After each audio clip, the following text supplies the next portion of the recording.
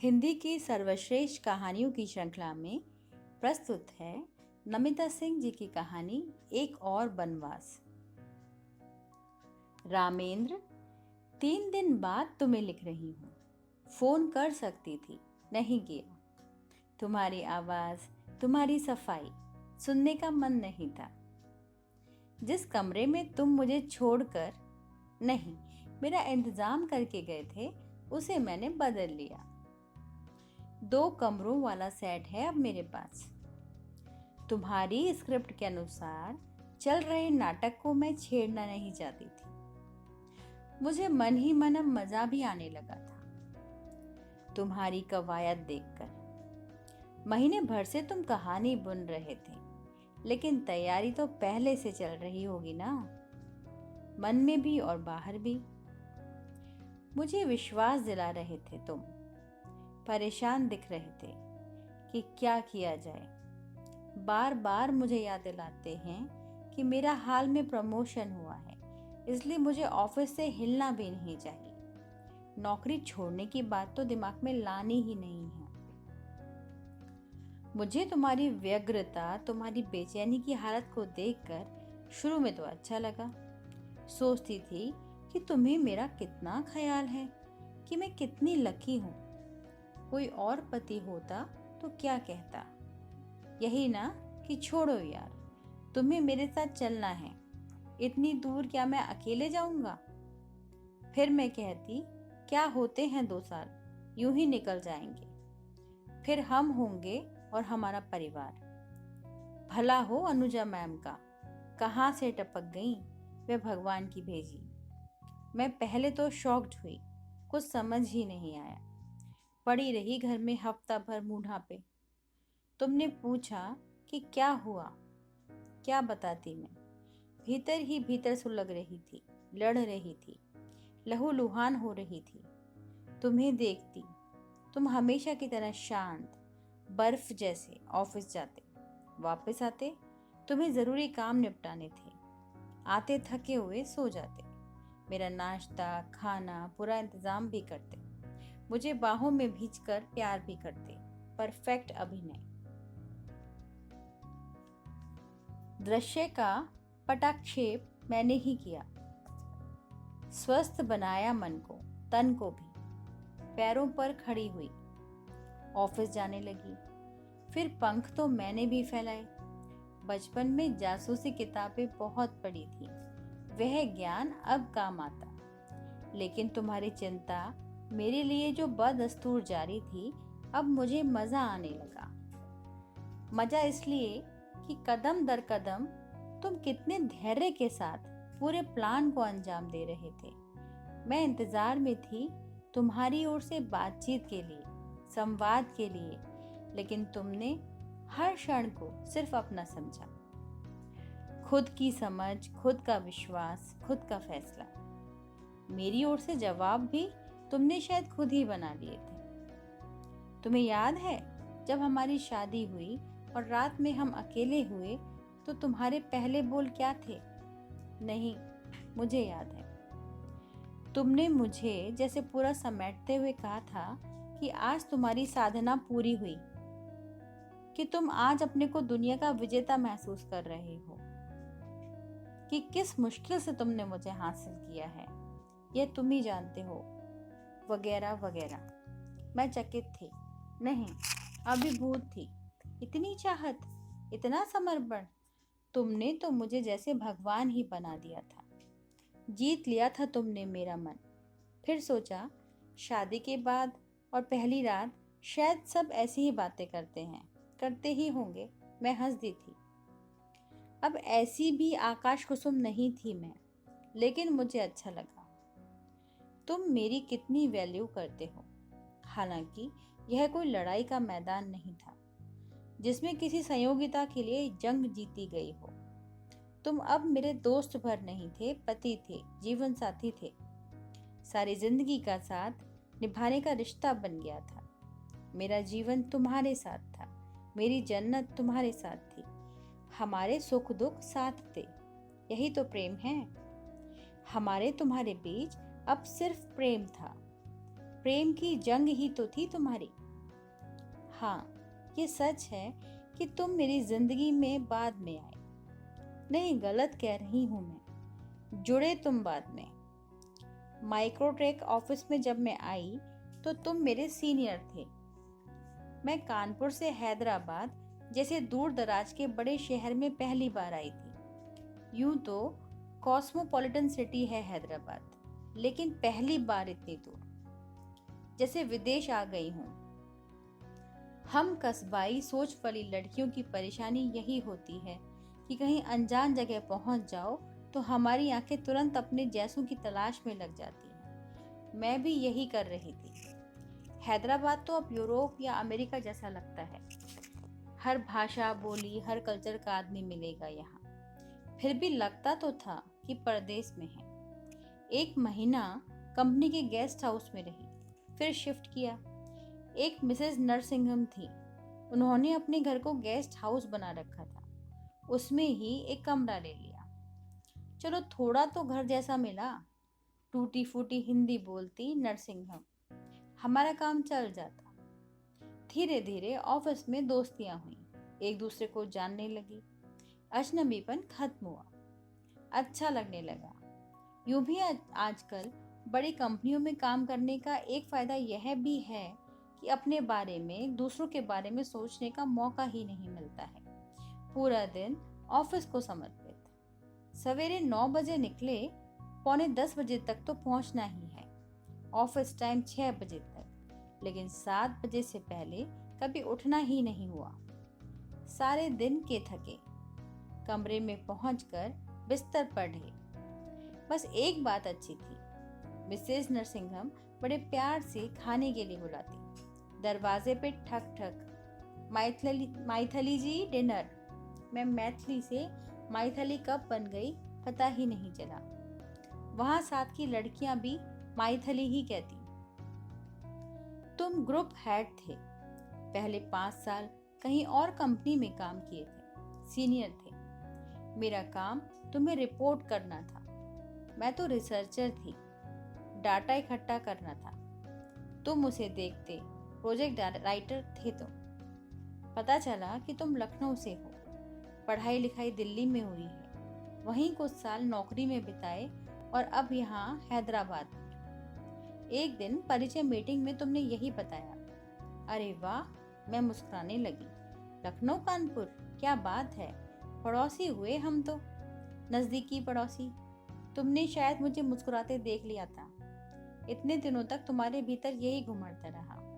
एक दिन अचानक काम के दौरान तुमने पूछ ही लिया, miss Maithili ji Raghuvanshi. Yes miss Raghuvanshi. उस दिन इंट्रो मीटिंग में आपको कुछ अजीब लगा था मेरे बारे में। मैं हड़बड़ा गई। कितनी छोटी नामालूम सी बात, ऐसा क्या किया था मैंने? मैं समझी नहीं सर। नहीं, आप मुस्कुरा रही थी, मुझे लगा शायद कुछ गलत बोल गया मैं। एक लंबी सांस ली मैंने। हे भगवान, उस दिन की बात, अब तक इसके मन में थोड़ी मुस्कुराहट आ गई होगी। मुझे तो याद भी नहीं। क्या आदमी है ये, मैं सोच रही थी। नहीं सर, ऐसी कोई बात नहीं। मैंने सोचा, अगर विस्तार से नहीं कुछ कहा तो ना ये चैन से बैठेगा, न चैन लेने देगा। मैंने समझाने के अंदाज में कहा। आपने लखनऊ का नाम लिया था सर, मैं कानपुर की हूँ। सुनकर अच्छा लगा था। इतनी दूर परदेश में कोई नजदीक काम मिले तो। मैंने आंखें ऊपर उठाई। तुम रिलैक्स दिखे, मानो तुम्हारे ऊपर से बोझ हट गया। इतनी छोटी बात को इतना महत्व, कमाल है। मुझे लगा आगे से सावधान रहना चाहिए, सावधानी भी बरतनी चाहिए। आते समय माँ ने यही कहा था कि इतनी दूर जा रही हो पहली बार, सब तरह के लोग मिलेंगे, अच्छे भी बुरे भी, बहकाने वाले भी, निरे होते हैं। हमें समझदारी से, संयम से काम लेना चाहिए। ठीक ही तो थी माँ। क्यों हर किसी से रिश्ता जोड़ने लगती हूँ मैं? बड़ा शहर है, एक और ठेठ हिंदुस्तानी, लेकिन दूसरी ओर चकाचौंध फैशनेबल, बिल्कुल पश्चिमी। इसी दौरान नैथानी सर आए, हमारे सेक्शन के एग्जीक्यूटिव हेड होकर। इससे पहले मिस्टर सुब्रमण्यम थे, हर समय अंग्रेजी बोलते। हिंदी जानते ही नहीं थे।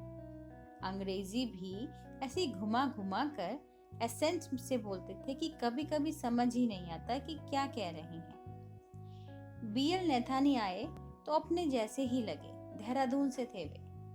यहाँ हैदराबाद में ऐसा विभाजन है नॉर्थ साउथ का, जैसे हमारे यूपी बिहार में जाति का। किसी से मिलने पर फौरन पूछते हैं कौन कास्ट। बातचीत का शुरुआती वाक्य होता है ये। यहाँ पूछते हैं किधर से, फिर भाषा कन्नड़, तेलुगु, ओहो हिंदी। दोस्तियाँ इसी आधार पर, आपस में मिल बैठने वाले ग्रुप भी इसी आधार पर। मैं कभी कभी सोचती हूँ हम हिंदुस्तानी बिना विभाजन के अधूरे हैं, कट छट कर ही पूरे बनते हैं। बहरहाल तो नैथानी थे सुब्रमण्यम से बिल्कुल अलग। शांत चेहरा, मुस्कुराती इधर उधर घूमती नजरें, मानो सब ओर का जायजा ले रही हूँ। लेकिन हंसती आंखों से आश्वस्त भी करते थे। नैथानी खुशमिजाज आदमी थे, बांस जैसा लटका झटका नहीं था। रेस्तरां में कभी आते तो अलग टेबल नहीं, कोई साथी दिख गया उसी के साथ चले गए, हेलो हाउ आर यू, और वहीं आसन जमा लेते। बेचारा जूनियर खुश भी होता और संकोच भी होता। दोस्ताना माहौल किसे बुरा लगता है। 2 बार लंच का मौका मेरे साथ भी हुआ। पता चला नैथानी सर भी मेरी तरह एक गेस्ट हाउस में रह रहे हैं। क्यों सर, आपकी फैमिली? ये जगह तो लोग पसंद करते हैं, हाई टेक सिटी है ये। हाँ पसंद करते हैं, इसीलिए तो आया हूँ। सहज थे वे। जी फैमिली वही है देहरादून? स्कूल तो यहाँ भी बहुत अच्छे हैं। हाँ स्कूल तो बहुत अच्छे हैं। फिर हंसे जोर से। लेकिन मैडम कोई पढ़ने वाला हो तो, और नैपकिन से मुंह पोंछकर उठ गए। मैं खिसिया गई। क्या मैंने कुछ बेवकूफी का बोल दिया? मैती, तुझे बहुत बोलने की आदत है। मैंने अपनी माँ का अक्सर बोला जाने वाला वाक्य दोहराया और अपने सिर पर एक चपत लगाई। मुझे क्या करना है, फैमिली लाए ना लाए, क्यों खैरखाव बनी हुई हूँ। हाँ इस बीच तुमने शायद इसका नोटिस लिया था कि रेस्तरां में अक्सर मैं और नैथानी एक टेबल पर होते हैं। हालांकि ये महज इत्तेफाक था। इस बार मैं आ रही थी तो कॉरिडोर में तुमने पूछ लिया हाउ वाज लंच। मैं अचकचा गई, कुछ समझ नहीं आया तो तुमने मानीखेज मुस्कुराहट के साथ कहा गुड कंपनी गुड लंच, और आगे बढ़ गए। मैं अंदर तक सुलग गई, क्या मतलब है। उसके बाद एक बात बहुत दिलचस्प हुई।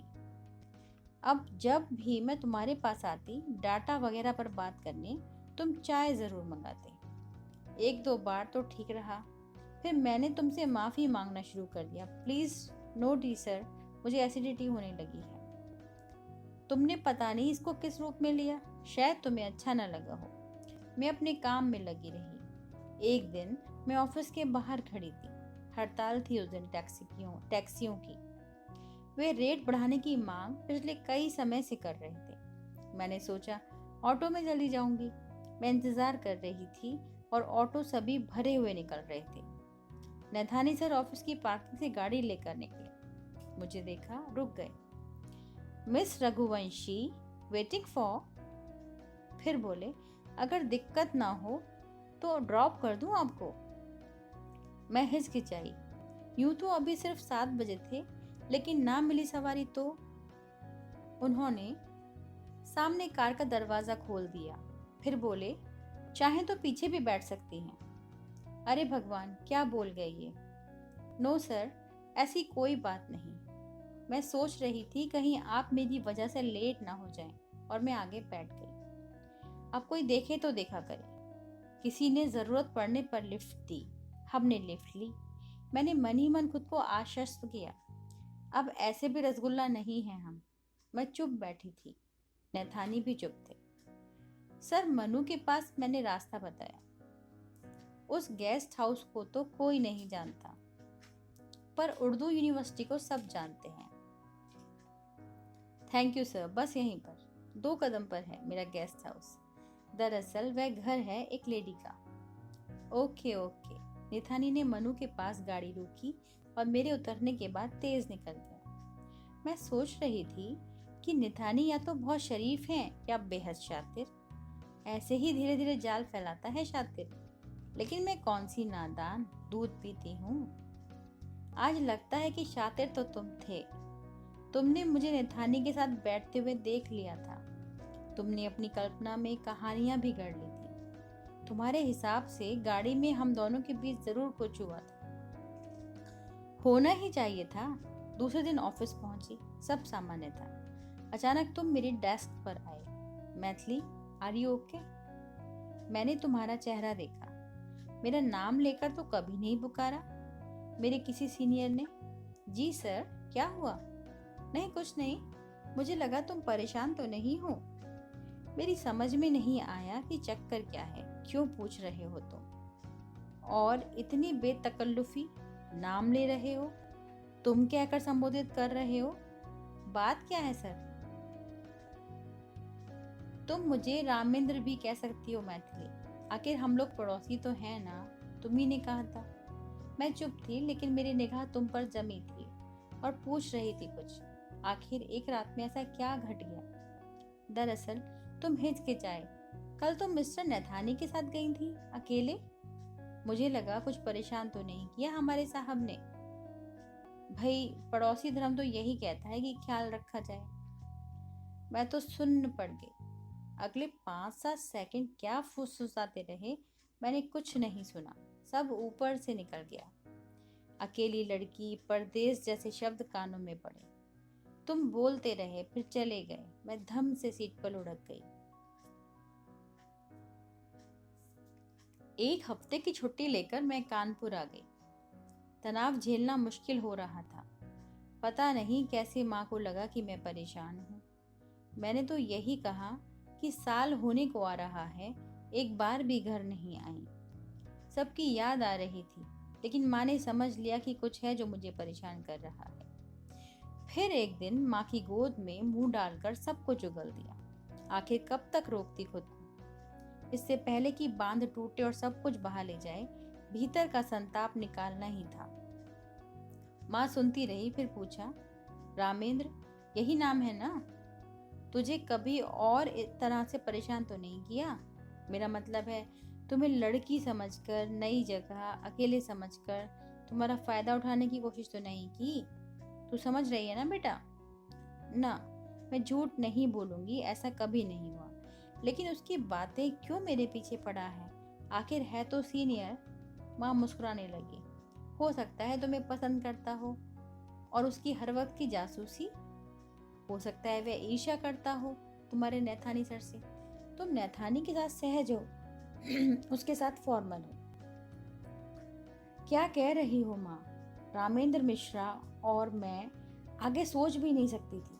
बहरहाल माँ ने तो जैसे चुटकी में राख झाड़ दी। गांठ की एक डोर तो ढीली कर ही दी थी। मैं थोड़ा रिलैक्स हुई, अंदर गुदगुदाहट भी हुई, लेकिन मुझे लगा तुम खड़ूस आदमी, तुम्हारा कोई भरोसा नहीं। बहरहाल मैं अब स्वस्थ थी, आश्वस्त थी, वापस पहुंच गई। तुम फौरन आए थे मेरे पास हाल चाल पूछने। मुझे अच्छा लगा। माँ ठीक ही कह रही थी। चलो ठीक है। काम करने की जगह पर संबंध नॉर्मल रहने चाहिए। फालतू की दिमागी टेंशन, काम खराब, सेहत खराब। उस दिन इतवार था।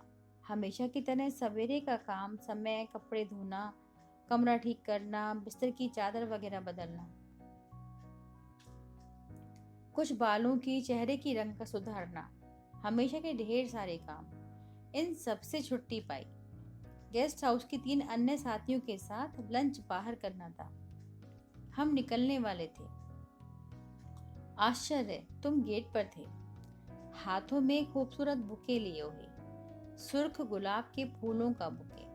क्यों क्यों? मैं सोच में थी और तुमने मुझे दरवाजे पर देख लिया। Happy birthday Maithili, very happy birthday, तुम मुस्कुरा रहे थे। अरे कैसे?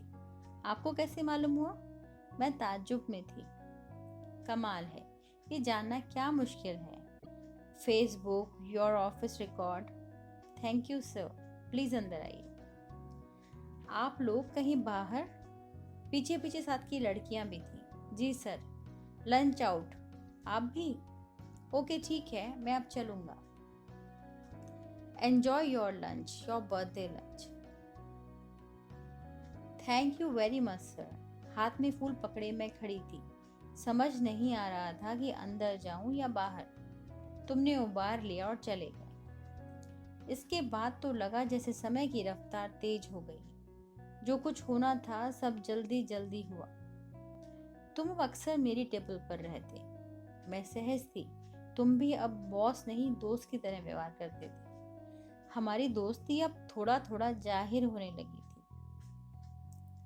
साथ के लोग नोटिस भी लेने लगे थे। कमेंट भी कभी कभी सुनने को मिल जाते।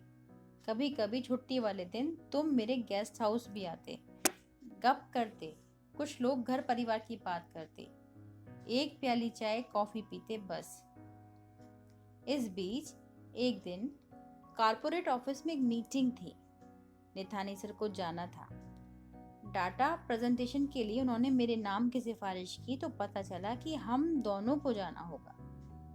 तुम्हें मालूम हुआ तो मानो बम फूट गया हो। इतने नाराज तुम नैथानी के पास गए। कहा कि मेरी जगह तुम्हें जाना चाहिए, कि तुम ग्रुप हेड हो, कि डाटा देखते हो, कि उस पर काम करते हो, कि पूरी डीलिंग तुम्हारी होती है। नेथानी ने मुस्कुराते हुए कहा था कि अगर कुल टोटल सामग्री की जरूरत पड़ी तो क्योंकि वह मेरे पास है इसलिए वहां आसानी होगी, और कि नए लोगों को भी अगर कंपनी बड़ी जिम्मेदारियों के लिए तैयार करती है तो वह उसके हित में होगा। तुम जलते सुलगते रह गए। मीटिंग की तैयारी के लिए एक हफ्ते का समय था। मैं व्यस्त हो गई थी। चाय हम साथ ही पीते थे। कभी लंच टाइम में भी साथ होते। बहुत अजीब लगा जब तुमने कहा जरा सावधान रहना, वह साला बहरूपिया। कौन? मैं समझी नहीं किसे कह रहे हो। वही तुम्हारा नैथानी। मैं हंसी। मेरा क्यों, तुम्हारा क्यों नहीं? वो तो सभी के बॉस हैं। मालूम है, अपनी बीवी को छोड़ा हुआ है। इस बाबूलाल को तो मैं ऐसा सबक सिखाऊंगा। बाबूलाल? कैसे बोल रहे हो तुम? उस दिन तुम्हें जैसे कुछ हो गया था, उल्टा सीधा बोल रहे थे। अरे वही नैथानी, पूरी जन्म कुंडली निकाल ली है मैंने उसकी, अब बताऊंगा उसे। मेरी समझ में नहीं आया कि अचानक इतनी नफरत क्यों हो गई नैथानी से कि गाली गलौज पर उतर आई। उस मीटिंग से हम आए, मैं खुश थी। उसके बाद दो बड़ी बातें हुई। 2 महीने बाद अचानक नैथानी सर का ट्रांसफर हो गया। वे बैंगलोर ऑफिस चले गए।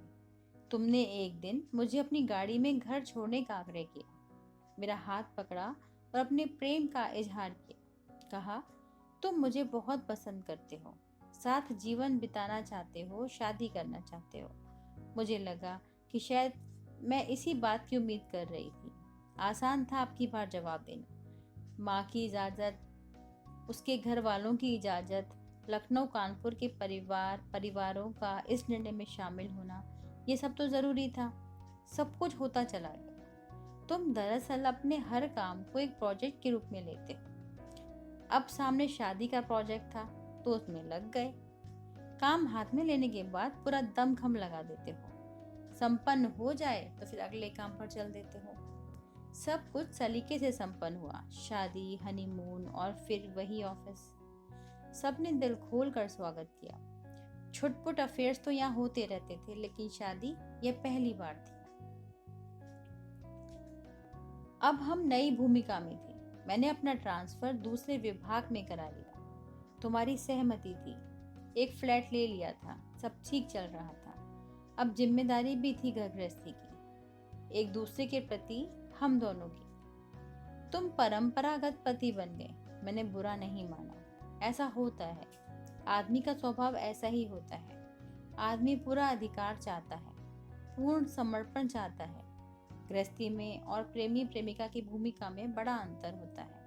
हम हिंदुस्तानी लड़कियों को आदत होती है, अपने घरों में भी देखते हैं, सो बढ़िया चल रहा था। तुम अब अपनी जॉब में सीरियस थे, ऊंचाई पर पहुंचना चाहते थे। मुझे अच्छा लगता। तुम्हारी तरक्की मेरी तरक्की। तुम अब अमेरिका में जॉब की कोशिश कर रहे थे। तुम्हारे साथ की मानसी वहीं थी, वह भी लगी हुई थी तुम्हारे लिए। तुम हर वक्त जैसे नई ऊर्जा से भरे रहते। रात बीत जाती, तुम्हारी चैटिंग ही खत्म नहीं होती। जाहिर है, हिंदुस्तान में रात का समय और अमेरिका में दिन काम का समय होता। मैं स्वीकार करूंगी, हमारी शादी को 3 साल हो गए, लेकिन तुमने हमेशा मेरा देह मुझे दिया। घर गृहस्थी में और हमारे नितांत निजी क्षणों में भी तुमने अपना मालिकाना हक भी कभी नहीं छोड़ा। आज सोचती हूँ, परफेक्ट डबल रोल था तुम्हारा, मेरे साथ अधिकार रखने वाले संपूर्ण पति। पूर्ण समर्पण देना और पूर्ण समर्पण लेना। दूसरी ओर मानसी से भी तुम जुड़े थे, दिल से और दिमाग से भी। कमाल है, कभी अंदेशा ही नहीं हुआ। तुम दरअसल उच्च श्रेणी के जासूस भी थे, दूसरों की कुंडली निकलवाना जानते थे और अपनी छुपाने की कला भी जानते थे। तुम अब ऑफिस में इस्तीफा भेज रहे थे, ये नौकरी छोड़ रहे थे। तुम्हें अमेरिका की एक दूसरी कंपनी में जॉब मिल गया था। तुम्हारे मुंह से सिर्फ एक बार मानसी का नाम बाहर आया कि उसने वहां कोशिश की है। 2 महीने बाद ज्वाइन करना था तुम्हें। इस बीच मेरा प्रमोशन हुआ था, सो मैं भी बहुत खुश थी। हमारे घर में मानो खुशियां बरस रही थी। ऑफिस तो तुम अब जा नहीं रहे थे, सो अपनी तैयारी में लगे थे। पासपोर्ट, वीजा, जरूरी पेपर्स, ढेरों काम थे। ना जाने कैसे उड़ती उड़ती सी अफवाह ऑफिस में तैरने लगी। पिछले 10 सालों से वहां मार्केटिंग एंड ब्रांड सेक्शन की group head Mrs Anuja Rao ने पूछा, Maithili, is everything okay? Yes ma'am. क्यों पूछ रही हैं आप? Is Mister Ramendra going alone? Yes ma'am. I can join him later. Have you heard anything about Manasi? तुम जानती हो उसे? नो मैम, रामेंद्र ने ही बताया था मुझे। अपने हबी से तो पूछो। और वे गंभीर हो गई। बहुत अजीब लगा। अब अफवाह तो अफवाह होती है, जितना सुनो उतना दिमाग खराब। घर पर रामेंद्र ने से पूछा, उसने भाव में भर लिया मुझे। उसकी आवेग, उसकी मोहब्बत, बात वहीं खत्म। फिर भी दिमाग में कीड़ा तो घुस चुका था। डॉक्टर विजया के पास चेकअप के लिए गई थी। खुशखबरी थी, स्थगित कर दी। अभी नहीं, समय आने पर बताऊंगी तुमको। मैंने सोचा, फिर तो 2 तैयारियां, तुम्हारी अमेरिका यात्रा, मेरा नया आवास वर्किंग विमेंस हॉस्टल में। फ्लैट खाली कर दिया, फालतू में क्यों किराया दिया जाए एक सैलरी में। तुम्हारा सुझाव ठीक था। थोड़ी बहुत जासूसी मुझे भी करनी पड़ी। ऑफिस के लोग मुझे अजीब सी नजरों से देखते, मेरे लिए हमदर्दी रखते, हर मदद को तैयार। एक साथी ने मर्द जात को ही गाली दे डाली। तुम 2 दिन बाद देश छोड़ दोगे, इसलिए खत लिख रही हूँ। उगालते में ना रहो कि तुम अभिनय में कितने एक्सपर्ट हो, कि क्या बुद्धू बनाए बीवी को। अब तो इंतजार रहेगा तुम्हारे डाइवोर्स पेपर का। मानसी ग्रीन कार्ड होल्डर है, तुम्हें आसानी से वहां की नागरिकता मिल जाएगी। सो कहानी यहाँ खत्म हुई। हमेशा की तरह दम्भी और आत्म केंद्रित पुरुष द्वारा छली गई स्त्री की कहानी। हमेशा की तरह मानो आदिकाल से चली आ रही एक कहानी, लेकिन एक पुछल्ला बाकी है। लगभग 6 साल बाद मैथिली ने रामेंद्र को सूचित किया कि 5 साल की अपनी दोनों बेटियों लतिका और कनिका के साथ वह अमेरिका आ रही है। माँ भी उसके साथ है। धोखे से भरा वनवास अब किसी को स्वीकार न होगा। धन्यवाद।